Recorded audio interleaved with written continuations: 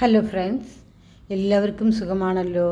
ഇന്ന് നമുക്ക് വളരെ ആരോഗ്യകരമായ നല്ല സ്വാദുള്ള മണിത്തക്കാളിയുടെ കറി ഒന്നും ഉണ്ടാക്കിയാലോ.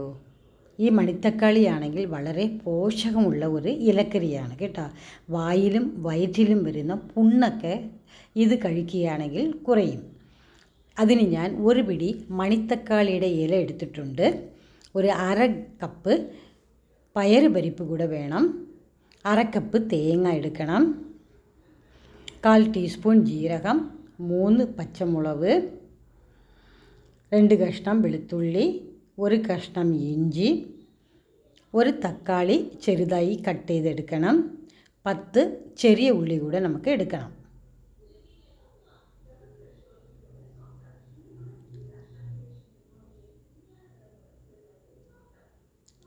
ഈ മണത്തക്കാളിയുടെ കറിയാണെങ്കിൽ നല്ല ടേസ്റ്റാണ്, ആരോഗ്യത്തിന് നല്ലതാണ്, നമുക്ക് ദഹനത്തിനും നല്ലതാണ്. ആദ്യം പയറ് പരിപ്പ് കഴുകി 2 ഗ്ലാസ് വെള്ളം ചേർത്ത് കുക്കറിൽ നമുക്ക് എടുക്കാം. ഇതിലേക്ക് ജീരകം, വെളുത്തുള്ളി, തക്കാളി, പച്ചമുളക്, ചെറിയ ഉള്ളി എല്ലാം കൂടെ ചേർക്കണം. ഇതിലേക്ക് നമുക്ക് 1 സ്പൂൺ എണ്ണ ഒഴിക്കാം. പയറ് പരിപ്പ് വേവിക്കുമ്പോൾ അത്രയും തൂവി പോകാതിരിക്കാൻ വേണ്ടിയിട്ടാണ് കേട്ടോ. അല്ലെങ്കിൽ നമ്മൾ ഇങ്ങനെ കുക്കറിലിട്ട് വേവിക്കുമ്പോഴേ എല്ലാം തൂവി വരും, അതുകൊണ്ടാണ്. അതിലേക്ക് 1/4 ടീസ്പൂൺ മഞ്ഞൾപ്പൊടി കൂടെ ചേർക്കണം. ഇനി നമുക്ക്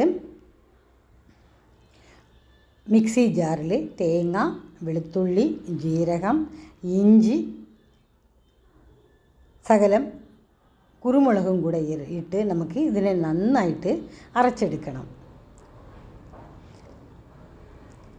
2 വിസിൽ വന്നതിന് ശേഷം തണുത്തതിന് ശേഷം നമുക്ക് കുക്കറുടെ അടപ്പ് തുറക്കാം. അതിലേക്ക് നമ്മൾ അരച്ച് വെച്ചിരിക്കുന്ന തേങ്ങയും അതുപോലെ മണത്തക്കാളിയുടെ ചീര ഉണ്ടല്ലോ, അത് ചെറുതായിട്ട് കട്ട് ചെയ്ത് അതുകൂടെ നമുക്ക് ചേർക്കണം. ഇതിലേക്ക് 1/2 ടീസ്പൂൺ മുളക് പൊടി കൂടെ നമുക്ക് ചേർക്കണം. ആവശ്യത്തിനുള്ള ഉപ്പ് കൂടെ ചേർത്ത് ഇതിനെ നന്നായിട്ട് നമുക്ക് തിളപ്പിക്കണം. ഇത് പെട്ടെന്ന് വെന്ത് കിട്ടും കേട്ടോ ഈ ഇലക്കറി. ഇനി നമുക്ക് ഇതിന് കടുക് വറുത്താലോ. ഒരു പാൻ അടുപ്പത്ത് വയ്ക്കുക. 2 സ്പൂൺ വെളിച്ചെണ്ണ ഒഴിക്കണം. 1/4 ടീസ്പൂൺ കടുക്, 1 നുള്ള് ഉലുവ കൂടെ നമുക്ക് ചേർക്കാം.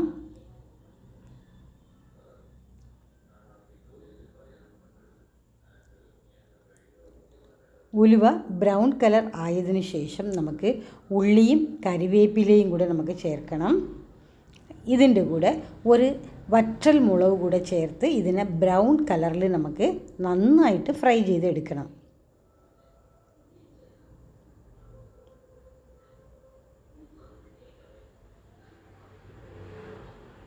ഇതിനെ നമുക്ക് ഈ താളിച്ചതിനെ നമുക്ക് മണത്തക്കാളിയുടെ കറിയിലേക്ക് നമുക്ക് ചേർക്കാം. നന്നായിട്ട് മിക്സ് ചെയ്യണം.